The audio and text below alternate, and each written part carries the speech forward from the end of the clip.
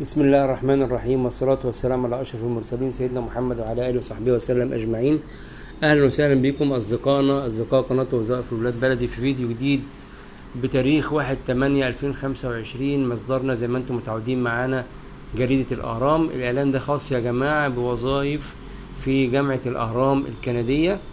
الإعلان زي ما حضرتك شايف معايا كده بيقول جامعة الأهرام الكندية تعلن عن حاجتها لتعيين مهندسين وفنيين في جميع المجالات لمتابعة الأعمال الإنشائية والصيانة الدورية لجميع مباني الجامعة، وذلك على النحو التالي: أولا، فئة المهندسين خبرة لا تقل عن 3 سنوات، عايزين مهندس عمارة أو مدني، عايزين مهندس ميكانيكا، عايزين مهندس كهرباء، بكالوريوس هندسة أو ما يعادله بتقدير جيد على الأقل.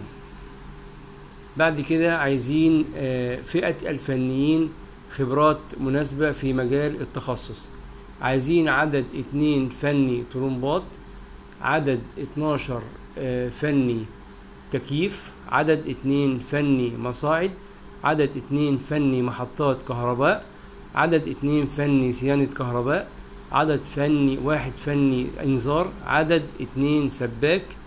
بعد كده عايزين عدد 2 عامل زراعة، عدد 1 نجار، عدد 1 نقاش، عدد 1 فني ألموتال، عدد 1 فني كريتال، عدد 1 مشرف ميكانيكا، عدد 1 مشرف كهرباء، يكون مؤهل فني مناسب. بيقول يشترط ألا يزيد سن المتقدم على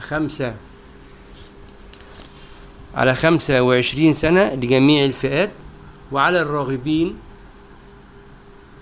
في التقدم إرسال السيرة الذاتية ونسخة من المؤهل الدراسي أو شهادة الخبرة على البريد الإلكتروني اللي قدام حضرتك زي ما حضرتك شايف كده معايا.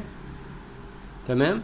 في موعد أقصاه 20/8/2025، يعني لسه بإذن الله قدامك 12 يوم من النهاردة. دوت كان إعلان جامعة الأهرام الكندية.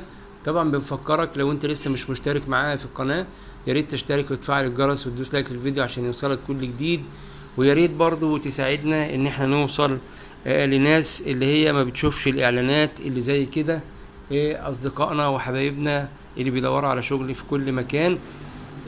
في النهاية بنشكر تواجدك معنا على القناة.